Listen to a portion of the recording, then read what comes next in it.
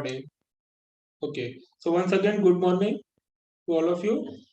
So this is our Unit 5, Lecture 1 of Fluid Mechanics ME 404. Okay, the name of the unit is Boundary Layer Theory and Compressible. तो इस unit में हमको दो topic पढ़ना है, दो इंपॉर्टेंट टॉपिक पढ़ना है, that is boundary layer theory एक है और दूसरा है कंप्रेसिबल फ्लो. ठीक है, अभी तक हम जितने भी जो भी चीजें पढ़े हैं उसमें हमने ये ध्यान रखा है कि वो इनकम्प्रेसिबल फ्लो के लिए पढ़ा है. इनकम्प्रेसिबल फ्लो मतलब जिसमें डेंसिटी चेंज नहीं होती है फ्लो के साथ. लेकिन अब हम इस यूनिट का जो सेकंड पार्ट पढ़ेंगे, इसमें दो पार्ट है, एक है बाउंड्री लेयर थ्योरी और दूसरा है कंप्रेसिबल. तो जो सेकंड पार्ट पढ़ेंगे उसमें हम ये देखेंगे कि जो फ्लूइड है उसकी डेंसिटी कंटिन्यूअसली चेंज हो रही है जब वो फ्लो हो रहा है. ठीक, तो उसका क्या इफेक्ट आएगा. हम जो भी इक्वेशन पढ़े, momentum equation, Bernoulli's equation, continuity equation, वो सबको हम फिर से यहाँ पे पढ़ेंगे फॉर कंप्रेसिबल फ्लो. अभी तक वो सब इक्वेशन को हमने पढ़ा था फॉर इनकम्प्रेसिबल. ठीक, लेकिन उससे पहले बाउंड्री लेयर थ्योरी हम पढ़ेंगे. बाउंड्री लेयर थ्योरी का कुछ पोर्शन हमने यूनिट 1 में देखा था विस्कोसिटी पढ़ते समय. ठीक है, आप लोगों को थोड़ा बहुत याद होगा हो सकता है. तो उसी को हम इस यूनिट में पूरी तरह से इलाबोरेट करेंगे और उसको डिटेल में पढ़ेंगे कि बाउंड्री लेयर थ्योरी क्या होती है. बहुत इंपॉर्टेंट है ये competitive exam point of view से. ठीक, इंटरव्यू पॉइंट ऑफ व्यू से अगर आप लोग आगे पढ़ने हायर एजुकेशन के लिए जाएंगे तो भी ये टॉपिक बहुत ज्यादा इंपॉर्टेंट है, बाउंड्री लेयर थ्योरी. क्योंकि अभी जो हमने पढ़ा है, जो 4 यूनिट जो पढ़ा है, that is under graduate level study. ये जो 5th यूनिट जो आप पढ़ रहे हैं, ये आप लोगों को लिंक करने के लिए है कि अगर आप लोग हायर एजुकेशन के लिए जाएंगे और वहां पे जाके फ्लूइड मैकेनिक्स पढ़ेंगे तो वहां पे जो फ्लूइड मैकेनिक्स की स्टार्टिंग होती है वो इससे होती है. ठीक, तो यहाँ पे हमको बहुत ज्यादा डीप में नहीं पढ़ना है, लेकिन हम यहाँ पे देखेंगे कि बाउंड्री लेयर थ्योरी और कंप्रेसिबल. तो स्टार्ट करते हैं. सबसे पहले हमने अभी तक देखा है आइडियल फ्लूइड. आइडियल फ्लूइड में क्या होता है कि जब फ्लूइड फ्लो होता है तो वहां पे विस्कोसिटी 0 लेते हैं हम आइडियल फ्लूइड. तो शियर स्ट्रेस डेवलप नहीं होता. हमने शुरू के 3 यूनिट में ये देखा था. हमने टाउ को नेग्लेक्ट किया था, शियर स्ट्रेस को नेग्लेक्ट किया था, विस्कोसिटी को नेग्लेक्ट किया था, म्यू को नेग्लेक्ट किया था. ठीक है, क्यों? क्योंकि हम आइडियल फ्लो की बात करते थे. जैसे हमने यूनिट 4 स्टार्ट किया तो वहां पे हमने रियल फ्लूइड देखा. तो जब रियल फ्लूइड देखा तो हमने ये भी देखा कि शियर स्ट्रेस डेवलप होता है वहां पे. ठीक, शियर स्ट्रेस का डिस्ट्रीब्यूशन कैसा होता है, तो वो सब रियल फ्लूइड के लिए था. अब वो शियर स्ट्रेस क्यों होता है? It is because of viscosity. क्योंकि रियल फ्लूइड है तो उसकी कुछ विस्कोसिटी होती है, और विस्कोसिटी होती है इसके कारण शियर स्ट्रेस डेवलप होता है, रेजिस्टेंस डेवलप होता है दो लेयर के बीच में. ठीक, तो यहाँ पे उसी को हम बेस मानते हुए स्टडी करेंगे कि जब कोई एक रियल फ्लूइड किसी सॉलिड बॉडी को क्रॉस करता है. देखिए यहाँ पे हमारी एक सॉलिड बॉडी है, ठीक, ये फिगर में, और फ्लो जो हम फॉर अ सिंपल केस हम हमेशा जो भी फ्लूइड लेंगे वो वाटर कंसीडर करते हैं. तो मैं यहाँ पे वाटर बोलूंगा ताकि आप लोगों को और अच्छे से क्लियर हो. तो यहाँ पे पानी, सपोज जो वाटर है वो u वेलोसिटी से मूव कर, और यहाँ पे एक सॉलिड बॉडी है जिसका शेप एक रैंडम शेप है, कुछ भी हो सकता है. तो मैंने ये वाला शेप ले लिया. ठीक, एरोडायनामिकल शेप. अब यहाँ से u वेलोसिटी से फ्लूइड आ रहा है, तो जब वो फ्लूइड यहाँ पे आके इसके साथ टकराएगा, इस बॉडी के साथ टकराएगा, तो क्या होगा, तो क्या फिनोमिना होगा. इस बॉडी के ऊपर से जब फ्लूइड जाएगा तो क्या फिनोमिना होगा, उसी की स्टडी को हम बोलते हैं बाउंड्री लेयर थ्योरी. ठीक, तो जब फ्लूइड यहाँ पे आएगा और टकराएगा, तो हमने जब विस्कोसिटी पढ़ा था तो हमने पढ़ा था no slip boundary condition. No slip boundary condition ये होता है कि हम कंसीडर करते हैं कि जो भी फ्लूइड का मॉलिक्यूल या वाटर का मॉलिक्यूल किसी सॉलिड बॉडी के कांटेक्ट में आता है फ्लो होते हुए, तो वो फ्लूइड का एलिमेंट उतनी ही वेलोसिटी अटेन कर लेता है जितनी वेलोसिटी सॉलिड बॉडी की होती है. ठीक, क्यों? क्योंकि हम कंसीडर कर रहे हैं नो स्लिप बाउंड्री कंडीशन, मतलब फ्लूइड यहाँ पे आया, ये एक सॉलिड बॉडी है, फ्लूइड यहाँ पे आया तो वो इसके ऊपर स्लिप नहीं करेगा, वो इसके साथ चिपक के रह जाएगा. और अगर ये बॉडी एक पर्टिकुलर वेलोसिटी से मूव कर रही तो जो ये फ्लूइड पार्टिकल उसके साथ चिपका हुआ है वो भी उसी वेलोसिटी से मूव करेगा. अगर ये बॉडी रेस्ट की कंडीशन में तो ये जो फ्लूइड एलिमेंट इसके साथ आया वो भी रेस्ट की कंडीशन में हो जाएगा. ठीक, तो यहाँ पे वही बोला है the fluid particle adhere to the boundary. इसकी जो बाउंड्री है, इस सॉलिड बॉडी की जो बाउंड्री है, इसके साथ जो फ्लूइड का पार्टिकल है वो स्टिक हो जाएगा और इसमें स्लिप नहीं करेगा. ठीक, ये वाला पॉइंट क्लियर है। देखो एक एक पॉइंट अपन धीरे धीरे पढ़ेंगे इसको, तो क्लियर होना चाहिए। ये वाला पॉइंट क्लियर है सभी को? Yes sir. चलिए नेक्स्ट है, अब इसका क्या मतलब है? इसका क्या मतलब है? that means that the velocity of fluid close to the boundary will be same as that of the boundary। इसका ये मतलब है, जो मैंने बता चुका ऑलरेडी, कि ये इसके साथ जो भी फ्लूइड का एलिमेंट इस बॉडी के कांटेक्ट में आएगा वो उससे चिपक जाएगा। इसका ये मतलब है कि उस फ्लूइड एलिमेंट की जो वेलोसिटी है वो उतनी ही हो जाएगी जितनी ये बॉडी की वेलोसिटी है। अगर ये बॉडी स्टेशनरी है तो जो फ्लूइड एलिमेंट है उसकी भी जो वेलोसिटी है वो भी जीरो हो जाएगी, जो इसके डायरेक्ट कांटेक्ट में है। जो फ्लूइड एलिमेंट इस सॉलिड बॉडी के डायरेक्ट कांटेक्ट में, अगर ये बॉडी v वेलोसिटी से मूव कर रहा है तो वो सॉलिड जो बॉडी है उसकी जो फ्लूइड का पार्टिकल है जो इसके कांटेक्ट में आया डायरेक्ट कांटेक्ट में, उसकी वेलोसिटी v हो जाएगी। ठीक, लेकिन जैसे जैसे मैं जैसे जैसे जो फ्लूइड का लेयर है इसके दूर है उसकी बात करूं, मतलब जो फ्लूइड का पार्टिकल इसके कांटेक्ट में आया उसकी वेलोसिटी तो उतनी हो गई जितनी सॉलिड बॉडी की वेलोसिटी, लेकिन मैं अगर जस्ट उसके ऊपर वाले फ्लूइड की एलिमेंट की बात करूं, ठीक, जस्ट उसके ऊपर वाले, तो उसकी वेलोसिटी जीरो नहीं हो, उसकी वेलोसिटी जीरो से कुछ ज्यादा हो। ठीक, एक पर्टिकुलर एक वेलोसिटी से फ्लूइड आ रहा था बहुत तेजी से, एक सॉलिड बॉडी के कांटेक्ट में आया, तो जो लेयर उसके कांटेक्ट में आई उसकी वेलोसिटी हो गई कितनी? उसकी वेलोसिटी हो गई जीरो। ठीक, लेकिन जो जस्ट उसके ऊपर वाली लेयर है उसकी वेलोसिटी जीरो नहीं होगी, क्योंकि वो एक पर्टिकुलर वेलोसिटी से आ रहा था, यू वेलोसिटी से फ्लूइड आ रहा था। लेकिन अब जो फ्लूइड लेयर उस सॉलिड बॉडी के कांटेक्ट में आया है उसकी वेलोसिटी जीरो हो गई, तो वो अपने जस्ट ऊपर वाले फ्लूइड एलिमेंट को रोकने की कोशिश करेगा। क्योंकि अभी हम किसकी बात कर रहे हैं? अभी हम रियल फ्लूइड की बात कर रहे हैं, हम अब आइडियल फ्लूइड की बात नहीं कर रहे। आइडियल फ्लूइड के केस में क्या होता था कि जो विस्कोसिटी होती थी वो हम जीरो कंसीडर करते थे in case of ideal fluid, और जैसे ही हमने विस्कोसिटी जीरो कंसीडर की तो क्या हुआ कि वहां पे रेजिस्टेंस वाली कोई बात ही नहीं आई। दो फ्लूइड के बीच में, दो फ्लूइड के लेयर के बीच में आपस में कोई रेजिस्टेंस नहीं होता था। लेकिन जब हम रियल फ्लूइड की बात करेंगे तो वहां पे क्या होगा? विस्कोसिटी होती है रियल फ्लूइड की, हर एक फ्लूइड रियल फ्लूइड है और उसकी कुछ ना कुछ विस्कोसिटी होती है। तो जैसे ही वो एक फ्लूइड सॉलिड की बॉडी के कांटेक्ट में आया तो नो स्लिप बाउंड्री कंडीशन के हिसाब से उसकी वेलोसिटी हो गई उतनी ही जितनी उस सॉलिड की बॉडी। अगर वो सॉलिड बॉडी एक पर्टिकुलर वेलोसिटी से मूव कर रहा है तो क्या होगा? वो जो फ्लूइड एलिमेंट उसके डायरेक्ट कांटेक्ट में है, ये सॉलिड बॉडी है, इसके डायरेक्ट कांटेक्ट में अगर फ्लूइड एलिमेंट आया तो उसकी भी वेलोसिटी उतनी ही हो जाएगी जितनी सॉलिड बॉडी की। ठीक, लेकिन जस्ट उसके ऊपर वाले फ्लूइड की लेयर में क्या होगा? उसके ऊपर वाले फ्लूइड की लेयर में ये नहीं होगा कि वो भी जीरो में आ जाए, क्योंकि वो जो नीचे वाली फ्लूइड है वो ऊपर वाले फ्लूइड को रेजिस्ट करेगी, उसको मूव होने से रोकेगी, तो उसकी वेलोसिटी ड्रॉप होगी लेकिन उसकी वेलोसिटी जीरो नहीं होगी, या उसकी वेलोसिटी उतनी ही नहीं होगी जितनी सॉलिड बॉडी की वेलोसिटी। ठीक, और ये जैसे जैसे ऊपर वाली लेयर, हम एक एक लेयर ऊपर जाते जाएंगे तो जो नीचे वाली लेयर के कंपैरेटिव ऊपर वाली लेयर की वेलोसिटी बढ़ते जाएगी बढ़ते जाएगी बढ़ते जाएगी। ठीक, और एक पॉइंट ऑफ टाइम ऐसा आएगा जब जो वेलोसिटी उतनी ही हो गई जितनी वेलोसिटी फ्री स्ट्रीम वेलोसिटी थी, जितनी वेलोसिटी पहले आ रही थी। अगर सपोज ये u वेलोसिटी से फ्लूइड आ रहा है और ये सॉलिड बॉडी है, यहाँ पे क्या है? एक सॉलिड बॉडी है। ठीक, ये सॉलिड बॉडी है तो इसके जो इसके साथ लगा हुआ जो फ्लूइड का लेयर है उसकी वेलोसिटी तो जीरो हो गई, लेकिन जो जस्ट इसके ऊपर वाला जो फ्लूइड का लेयर है, इसके ऊपर वाला जो फ्लूइड का लेयर है उसमें क्या होगा? उसकी वेलोसिटी जीरो नहीं होगी, उसकी वेलोसिटी जीरो से कुछ ज्यादा रहेगी। उसकी वेलोसिटी क्या रहेगी? जीरो से कुछ ज्यादा रहेगी। ठीक, क्लियर है? अब जैसे जैसे हम ऊपर जाते जाएंगे तो क्या होगा? वेलोसिटी यहाँ पे फॉर एग्जांपल वेलोसिटी जीरो है और उसके ऊपर वाली वेलोसिटी 1 मीटर पर सेकंड होगी।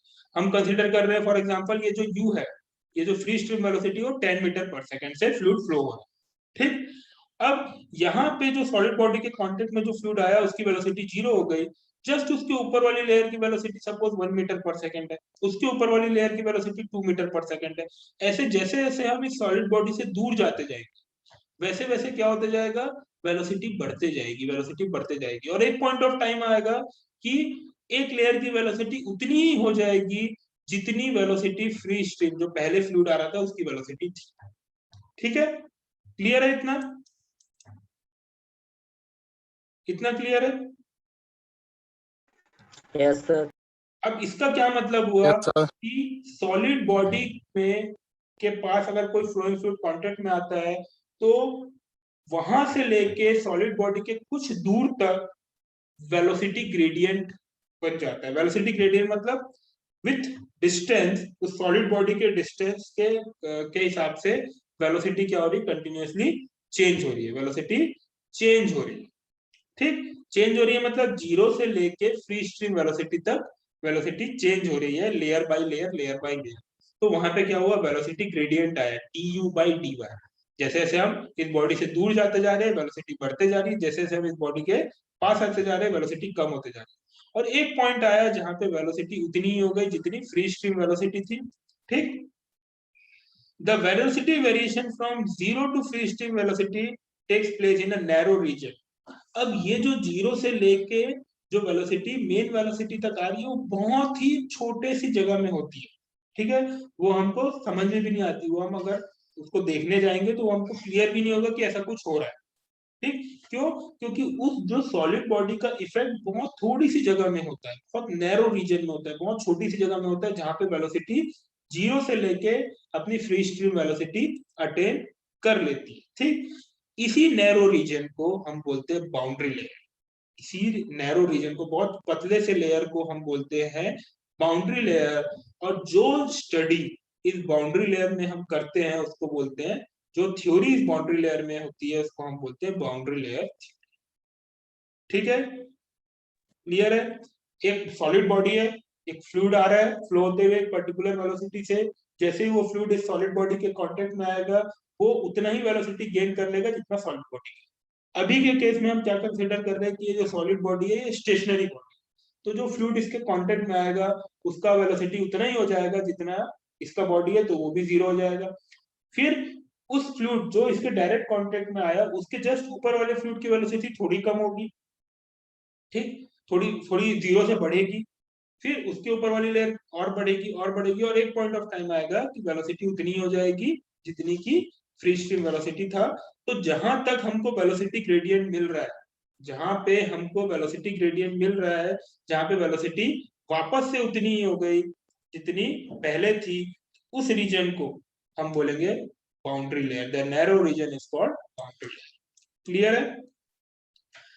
अब बाउंड्री लेयर थ्योरी के अकॉर्डिंग क्या होगा, the flow of fluid in the neighbourhood of the solid boundary divided in two region. अब बाउंड्री लेयर थ्योरी के हिसाब से अगर कोई फ्लूइड किसी सॉलिड बॉडी को क्रॉस कर रहा है तो वो दो पार्ट में डिवाइड होगा, दो रीजन होंगे इसके। एक रीजन क्या होगा, a very thin layer of fluid called boundary layer in the immediate neighbourhood of the solid body. एक जोन होगा, एक रीजन होगा उस सॉलिड बाउंड्री के जस्ट पास वाला लेयर, जस्ट पास वाली एक छोटी सी पतली सी लेयर जहां पे क्या होगा, बाउंड्री लेयर बनेगी, where velocity from zero to free take place, free stream take place, जहां पे वेलोसिटी जीरो से लेके ओरिजिनल वेलोसिटी तक वेरी करेगा, ठीक।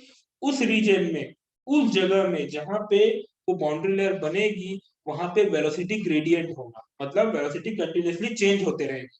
लेकिन जैसे ही उस बाउंड्री लेयर को क्रॉस करके हम ऊपर चले जाएंगे और उस सॉलिड बॉडी से एक पर्टिकुलर डिस्टेंस की दूरी बना लेंगे तो क्या होगा, वहां पे हर एक लेयर की वेलोसिटी क्या होगी, सेम होगी जितनी फ्री स्ट्रीम वेलोसिटी थी, ठीक। उस बाउंड्री लेयर में क्या होगा, उस बाउंड्री लेयर के अंदर वेलोसिटी का ग्रेडियंट होगा du बाई dy। जैसे ही du बाई dy होगा तो शियर स्ट्रेस भी होगा, क्योंकि हमको पता है टाउ क्या होता है, mu into du by dy। Newton law of viscosity के हिसाब से क्या होगा, tau mu into du by dy। तो म्यू तो हर एक रियल फ्लूइड का होता ही है क्योंकि हमने रियल फ्लूइड ले लिया है, ठीक। और du बाई dy क्या है, change in velocity with respect to distance from the solid body. तो वो बाउंड्री लेयर तक रहेगी तो वहां पे du बाई dy रहेगा, तो वहां पे भी क्या होगा, शियर स्ट्रेस भी होगा। और उस शियर स्ट्रेस की वैल्यू हमको कैसे पता लगेगी, न्यूटन लॉ ऑफ विस्कोसिटी से, क्योंकि रियल फ्लूइड की विस्कोसिटी हमको पता होगी और वेलोसिटी ग्रेडियंट पता होगी, तो टाउ हमको पता लग जाएगा, mu is equal to tau is equal to mu du by dy। तो दो रीजन में डिवाइड होगा, तो एक रीजन क्या हो गया, बाउंड्री लेयर का रीजन, ठीक, जो कि बहुत पतला होगा, बहुत छोटा सा होगा, ठीक, और वो पूरी की पूरी बाउंड्री में होगा। अगर मैं फॉर एग्जांपल अगर मैं एक प्लेट की बात करूं, ये एक प्लेट की बात करूं, ये मेरा रजिस्टर नहीं दिख रहा होगा आप लोगों को, मैं इसको थोड़ा वीडियो को वर्चुअल बैकग्राउंड बंद करता हूं। ठीक, ये दिख रहा है आपको एक डायरी, इसके ऊपर फ्लूइड फ्लो हो रहा है, फॉर एग्जांपल इसके ऊपर फ्लूइड फ्लो हो रहा है।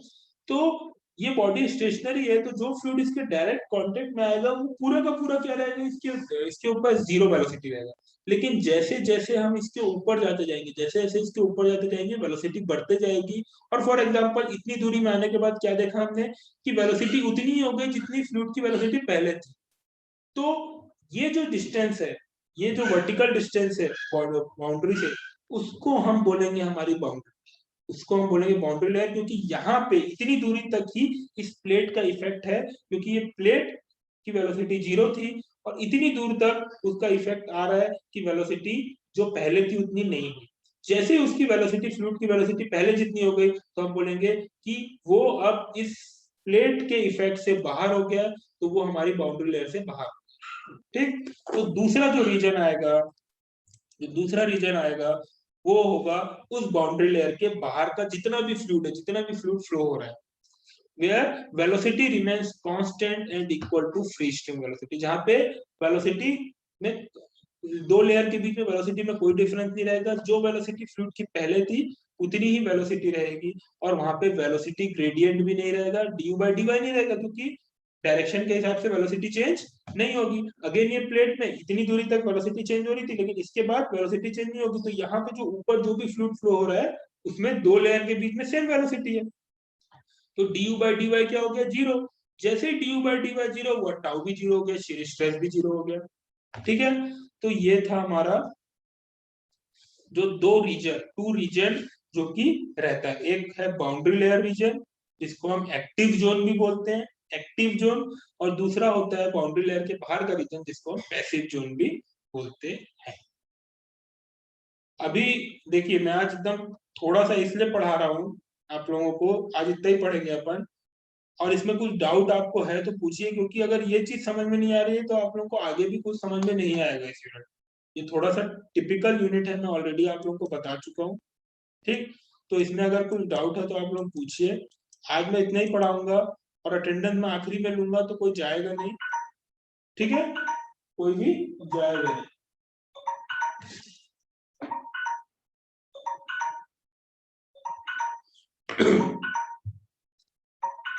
तो कोई डाउट है तो पूछिए।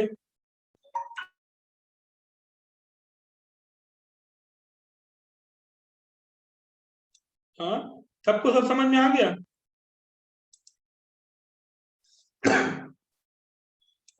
आगे समझ में सबको? चलो वीडियो कैमरा ऑन करो, मैं पूछूंगा सबसे।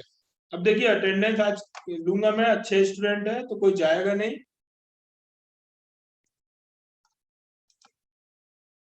वीडियो कैमरा ऑन करिए, मैं अटेंडेंस लूंगा। सभी को सब समझ में आ गया ना? सोच लो। शायद थोड़ा बहुत समझ में आया?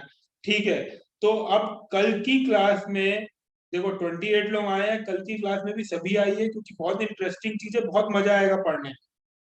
ठीक, तो सब आइए, पूरे 28 के 28 लोग, मैंने आज की अटेंडेंस ली है। अगर कल इन 28 में जो जो कल भी आ गया उसको 2 अटेंडेंस में एक्स्ट्रा दूंगा। ठीक है, आज जो आया अगर कल भी वो आ गए तो उनको 2 अटेंडेंस एक्स्ट्रा मिलेगी। एक चीज, दूसरी चीज कि ये जो 2 चीज मैंने बताया है उसको थोड़ा पढ़ के आइए, उसको पहले से पढ़ के आइए, क्योंकि शुरू के 5 मिनट में आप लोगों से पूछूंगा।